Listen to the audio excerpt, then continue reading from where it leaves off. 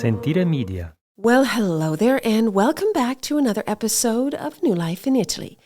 I'm your host, Samantha Wilson, and today's episode is a little different. You might already hear it in my voice. This is one that I actually didn't plan very far in advance for. And I'm recording this in kind of real time because currently I have this new strain of COVID. And it has kicked my butt. I am telling you, it is a bad one this time. And with cases of COVID on the rise again here in Italy, I realized that maybe this is a conversation that we really need to have. Because getting sick in Italy is one of those things that nobody really talks about until it happens to you. And when it does, it can feel overwhelming and confusing and sometimes a little scary, especially if you are new here, or if you don't speak Italian, or are still figuring out how life actually works day to day. So today we're talking about what really happens when you get sick in Italy. Not the official version, not the government website version, but the real life version. This episode is for you if you are already living in Italy, planning a move, or even spending extended time here and quietly wondering, what happens if I get sick? Where do I go? Who do I call? Do I need insurance? Can I just go to the pharmacy? How do I explain what is wrong with me in another language when I feel really terrible? So I'm going to walk you through how the Italian healthcare system actually works in practice, what to do first when you're sick, how pharmacies function here, and how to find doctors who speak your language, and what medicines are equivalent to what you might already be used to in your home country. My goal with this episode is kind of simple. I want you to feel calmer and more prepared and less afraid of the what ifs, because getting sick abroad doesn't mean that you're alone or unsupported. It just means that the system works a little differently, and so do you. So whether you are listening from Italy, planning your move, or saving this episode for later, just in case, you are in the right place. Are you ready? Let's get into it. I'm Samantha Wilson, and this is A New Life in Italy, a show for people who love Italy and are quietly trying to figure out what it would really take to build a life here. We talk honestly about the practical choices, the emotional shifts, and the parts of this journey that don't always get talked about, so that you can move forward feeling informed, grounded, and more confident. If you're somewhere between dreaming and doing, you are in exactly the right place. Now, let's get into today's show.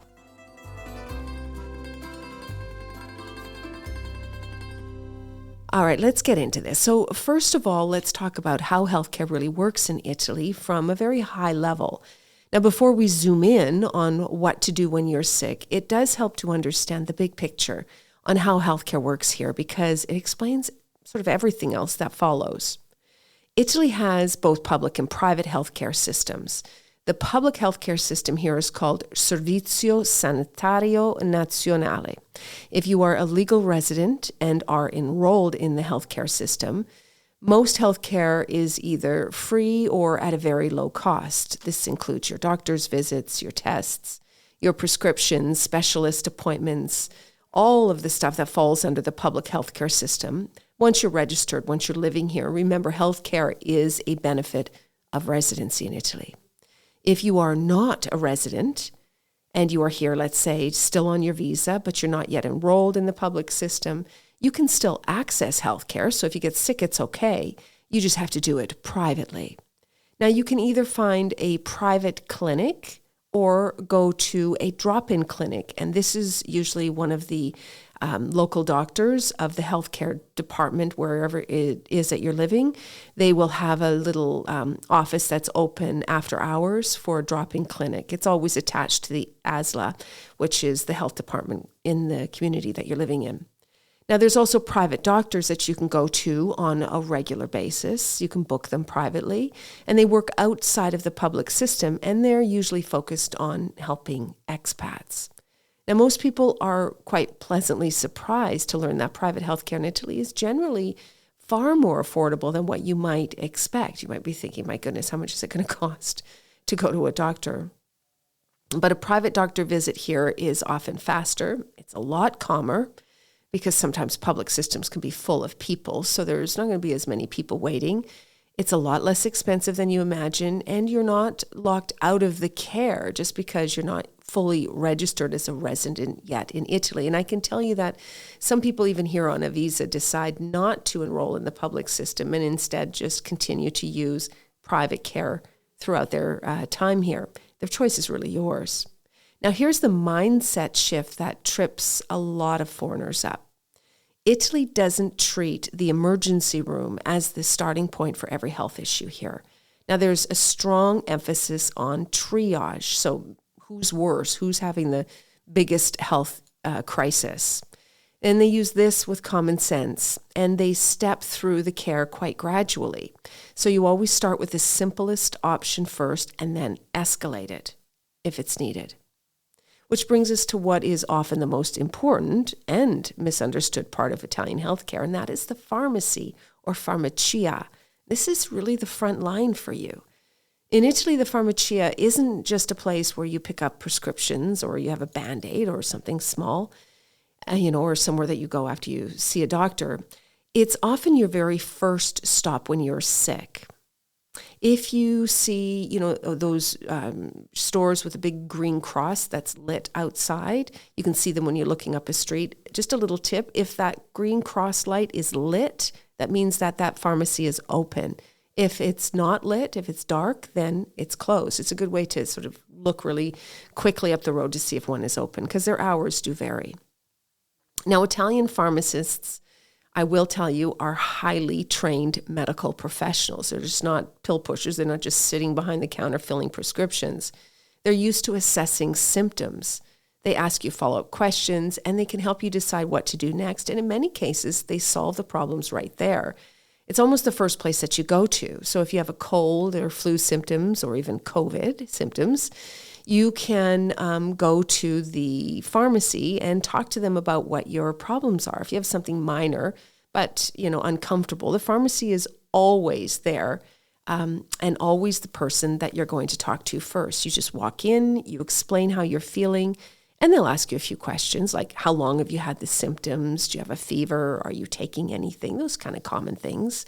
Do you have other conditions? And based on that, they will recommend a medication, explain to you how to take it, and then tell you very clearly if they think you need to see a doctor for a prescription. It's not rushed. It's not transactional. I know it might feel kind of weird to go into a pharmacy and start just telling the pharmacist about your health issues, but it's surprisingly normal here and very personal.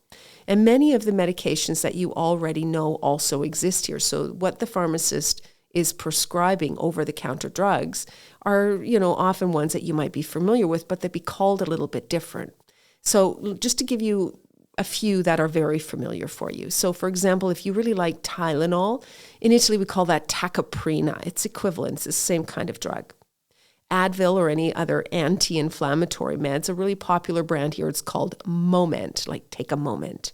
And there's Moment Act, which is very strong, like for a headache, strong. And then there's Moment Sinus, which I can tell you has been my best friend for the last few days or weeks. And there's also ibuprofen. It's called Brufen, which is also something that has been really popular with Italians for this COVID. Now, you can find familiar brands here too, some names that you might recognize, like Vicks, for example. Vicks VapoRub. The Italians love to use this Vicks VapoRub on your chest when you go to sleep at night if you have a cold.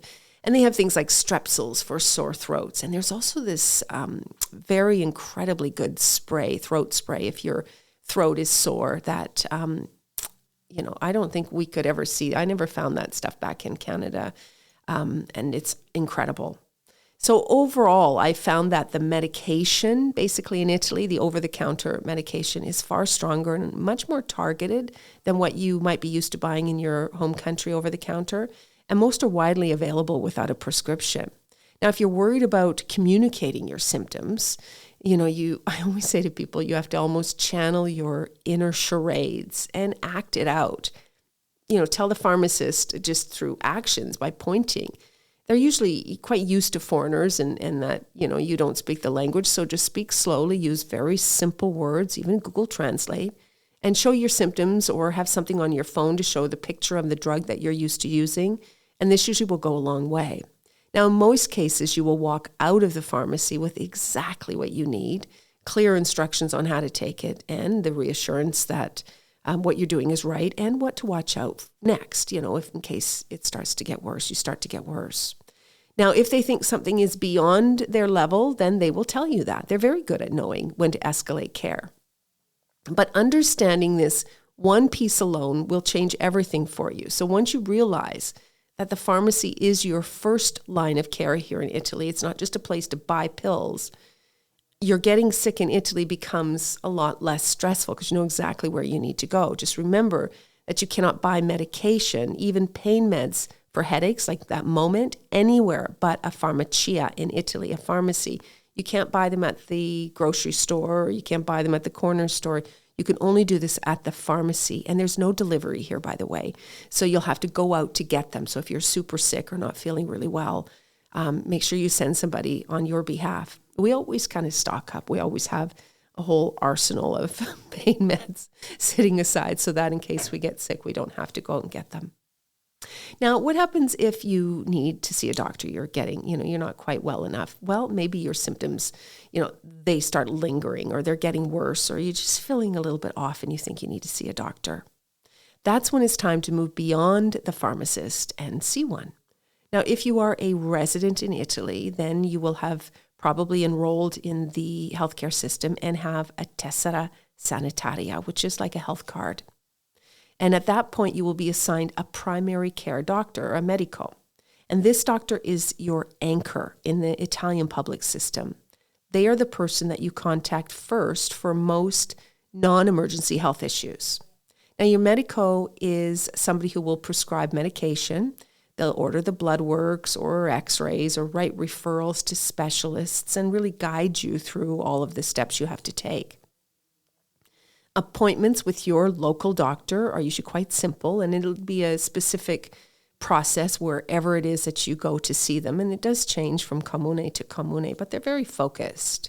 And many visits happen quite fast, sometimes even over the phone or via messaging. And once you have your doctor, you'd be surprised, like I WhatsApp my doctor. And this is really quite common here. Even major doctor specialists, you can just, once they're your doctor, you have their WhatsApp and you can contact them.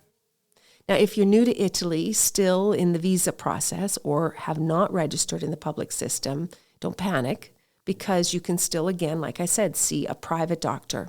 And they're far more accessible and affordable, like I said, that you might expect. In fact, many do teleappointments now here in Italy. This has become something that has become quite popular since COVID. And they work quite well for a lot of illnesses. You can book appointments via Zoom, and the doctor can treat you or prescribe you something that way. And even in Italy, we still have a lot of home visits, a lot of home care visits. So doctors will come and see you and see the whole family at the house, which is quite nice, kind of 1950s, but still really quite nice. Now, private doctors are everywhere. You will find more of them or more English-speaking ones in the cities. But you don't need insurance in advance to use them, by the way. You just pay out of pocket. You book, you go, you pay. It's pretty simple. A typical private visit can range anywhere from 50 euros to 100 euros, sometimes a little bit more for specialists. And appointments are often available pretty quick, within days or something. A lot of private clinics, or they call them private hospitals here, have specialists that range in literally any illness that you can imagine. And you can book specific appointments with specific specialists privately and just pay out of pocket. For many people, especially at the beginning, private care is actually a lot easier and a lot stressful, and most people use these private clinics until they become more comfortable in the Italian system. And you're not doing anything wrong by using it. It's really quite normal here. In fact, I think that they're sort of designed to help people that are more uncomfortable in the big, busy public system, and they want a little bit different kind of a care. Now, if language is a concern, many cities have clinics that specifically serve foreigners and expats. These doctors will speak some English, and they're used to, of course, explaining diagnoses and medications and next steps quite clearly. They understand that you might not know the system.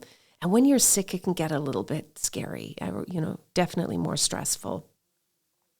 You can usually find these doctors through expat Facebook groups, usually one of the best places to start digging in and finding these contacts.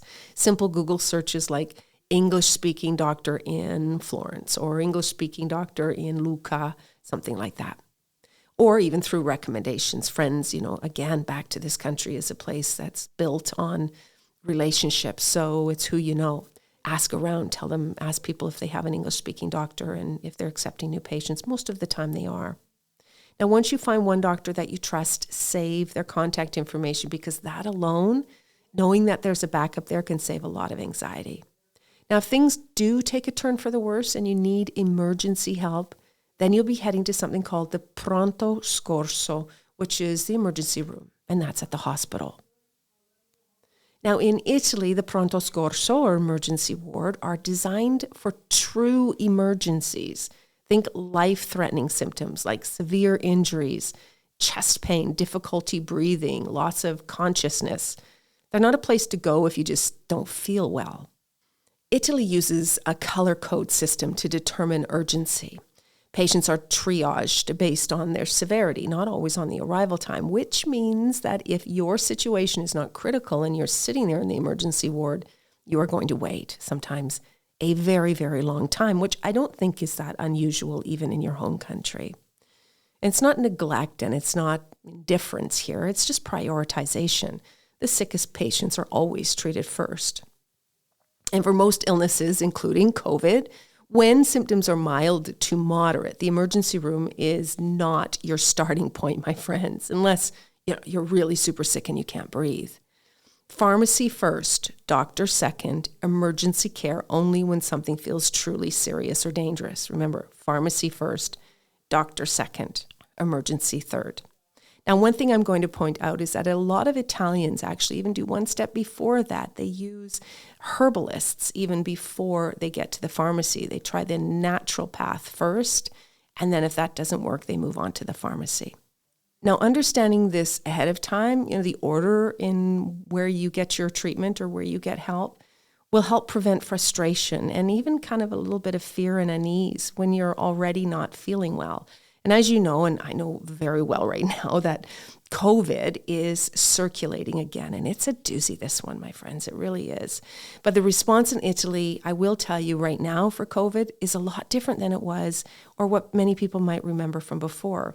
Testing, by the way, is wildly available at pharmacies. You can get those little home rapid tests without really any hassle, and there's not a lot of drama associated with it. Doctors are focusing on symptom management rather than really strict rules. And the emphasis is really on rest and hydration and monitoring the symptoms and only contacting doctors when things get really bad. Now, there's a lot less rushing towards aggressive treatment in Italy. I've noticed this a lot. They don't jump right to the very worst thing. They always try the easiest, most non-intrusive way to treat a problem before jumping ahead. Most cases are managed at home, and most common medications and drinking lots of fluids and just time and rest usually seem to do the trick. Time is what you really need to rest, or so I keep telling myself. And yes, you will be told to rest a lot. And Italy truly believes in rest as a medicine. The approach to healthcare here really is a whole body thing. Staying home, slowing down, drinking fluids, sleeping, and letting your body recover is not seen as laziness here, by the way. You do not go to work sick. And that's not just because of fear of COVID. It's just something if you're sick, and it's okay because we're human here. It's seen as common sense, and it's still very hard to do for a lot of foreigners. For me, anyway, I still sometimes resist it, or I feel like, I've got too much to do. I'm going to be fine. I should go do that work anyway. But I keep reminding myself that when you surrender to that mindset, that rest is the best medicine, recovery often feels a lot gentler and a lot less stressful. The pressure's not on you here. It's okay to be sick. And this part of the system can be frustrating for you if you're used to pushing through an illness, which is typical of North America, for example. But it can also be one of the greatest and the most healing shifts in your life if you let it happen. Now, before we end for today, I just want to talk about one last thing, and that's about the language barrier and how to manage it, because getting sick can be stressful and a little scary. And the vocabulary that you'll need to describe symptoms and body parts is probably not that familiar to you. And with stress, most people just blank out a bit. And if you're sick, you're kind of blank anyway, I promise. And one of the biggest fears that people have about getting sick in Italy is not actually the illness itself. It is the language barrier. It's that fear of not being able to explain what is really wrong, or most importantly, not understanding the instructions or missing something important because you don't understand everything or you don't speak Italian fluently. Now, here's the good news, is that you don't need to be perfect in Italian to get care in Italy, but you do need to be patient. And don't just agree to everything unless you fully understand it. Don't just say, see, I understand. Yeah, it's okay. Because you're embarrassed to say you don't understand. Make sure you understand everything. In major cities, you will find a lot more English, and healthcare workers here are really quite used to working with foreigners. Italy sees, millions of visitors, students and expats, and new residents every year, and pharmacists and doctors are accustomed to dealing with people who don't speak Italian. Nobody speaks Italian but Italians in the world, so they're used to this. Not all doctors are fluent. In fact, you might be surprised that there are not more doctors that are more fluent, but there are other tools that can help you. So like I said before, Google Translate is your best friend and works incredibly well for medical conversations. Also, try ChatGPT to translate and explain documents. You can upload a photo of a document that the doctor might have given you, and it'll help you explain what it says in English. You can also type out symptoms and show your screen, or even use a voice function. Just take your time with it. Because if language anxiety is a big concern for you, you can also bring a friend who can translate, or even hire a translator for the visit. One of the smartest things you can do early on, by the way, is to spend some time looking for and finding an English-speaking doctor to help you throughout the process. And it isn't just about the language, because eventually you will learn and understand Italian. But having someone that not only speaks your language, but also understands your medical culture and where you come from will also help ease your stress. They get you, and it makes a difference for you, I promise. You may not need them often, but knowing that they exist will give you an enormous sense of security. And then after, you can maybe dump into, spend more time into the public system and come out of the private system. Now, once you have that one point of contact, getting sick feels a lot less scary, and you're no longer wondering where to turn because you already know. So getting sick in Italy does not mean that you are stranded or helpless or on your own. It simply means that the system works differently than what many of us grew up with, so you have to adjust. And once you understand the flow, meaning pharmacy first, doctor second, emergency care only when truly necessary, everything will start to feel more manageable, a little less chaotic, and far less intimidating. And honestly, one of the biggest surprises for many people is how human the experience feels here. There's less rushing, less defensiveness, less pressure to overtreat, more focus on recovery and rest, and letting your body do what it needs to do. Usually it's the foreigner that has to learn how to slow down and accept being sick. That's obviously the biggest barrier to recovery. So if you're listening to this episode while healthy, save it, bookmark it, or share it with someone who's planning a move. And if you are listening while sick, like me, maybe curled up in bed wondering if you are doing the right thing, let this be your permission to slow down, to rest, drink some tea, and trust that you're not missing anything. Italy will be waiting for you when you're feeling a whole lot better.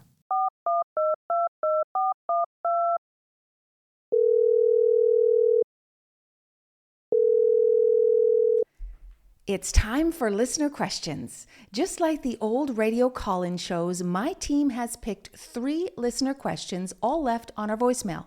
I have no idea what these questions are, but I haven't been stumped yet. Are you ready? Let's get started. All right, question time. Question number 1.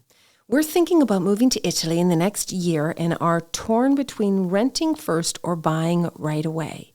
Is there a right answer, or does it really depend on the situation?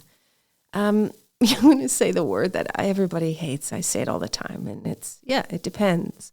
It really does depend. So here's the way I always tell people is that unless you know exactly where you want to live, and some people do because they've been coming back and forth to Italy for many years and they've built a community and friendships and family there, then I suggest, buy. If you know exactly where you want to be, then I think you should, and you can, I think you should buy. Simply because you have more options, it's a better investment. Buying in Italy is a long-term investment. Flipping doesn't work, so it's not about a short-term, quick buy it, fix it, sell it, because we do have capital gains here. So typically it's something that you're going to lean into and live in for a long time. So if you know where you want to be, truly know where you want to be, then I say buy. If you are really unsure and you find yourself, searching from literally north to south and east to west and aren't even narrowing or zooming in anywhere, you're rambling around the country online trying to figure out, chasing houses that look interesting, then I think that's a big warning sign that you really don't know where you want to land. And if that's the case, then I think you should rent first. Renting is not easy in Italy. You don't have as many options for sure, but it's not your forever home if you end up intending on buying in the future. So I suggest that if that sounds more like you, then focus on renting first. And then once you're here, you can settle in and start to really feel the areas and get a better sense of where it is that you want to put your money in and make a home out of. Question number 2. I keep seeing beautiful homes online in small towns, but I worry about day-to-day life. How do you actually know if a place is livable year-round and not just great on vacation? Really great question, because a lot of the places you see on Instagram or, that have the most beautiful beachside views and all of the things that look so amazing are vacation areas. And in Italy, the seaside in a lot of these small towns these towns do close up. Not completely closed, but most places will be closed. There might be one bar left open, during the winter, and maybe one restaurant periodically opened. And, the winter can feel like a long time in these small towns. So what I suggest that you do is go to those towns before buying and deciding go to those towns in the wintertime, off season, and see what it feels like and see if it's someplace that you like or if it really bothers you that it's all completely closed down. And the other thing is that even though the small town might be super quiet and closed, it can also be nice because there's no tourists. And as long as it's located close to a larger city, like down in Puglia, there's lots of tiny towns that are very popular in the summertime but quiet in the winter. But they might be close to Lecce, for example, which is a beautiful city. That's where you're going to spend your time and do your shopping and hang out in the winter time. So in that case, it's kind of the best of both worlds. And question number 3. If you have to pick just one thing people should have figured out before moving to Italy, what would make the biggest difference in how smooth the transition is? Wow, that's a hard question. Just one thing.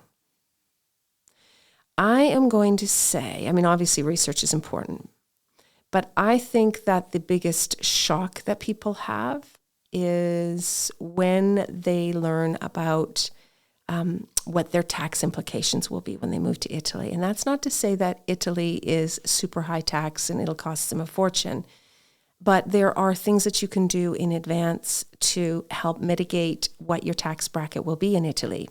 And I see many people do not spend a lot of time in advance understanding exactly what their options are.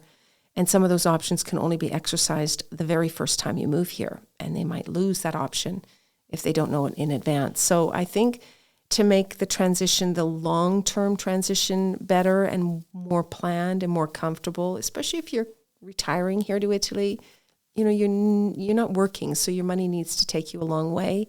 It's something that a little bit of time and investment at the beginning to understand what your full picture is will make your transition a whole lot smoother. Before we wrap up, I want to remind you of something. You don't need all of the answers right now. You just need the right questions and the space to think clearly. If this episode helped you feel more grounded or less alone, that's exactly why the show exists. You can find all of the links and the resources that I mentioned in today's episode in the show notes. And if you want to go deeper, head over to smartmoveitaly.com for more ways that we can help you make your move to Italy a whole lot easier. And if you're enjoying the show, subscribing, Leaving a review or sharing it with someone that is also dreaming about Italy helps more than you know. Thanks again for spending time with me. I will see you next week. Ciao for now.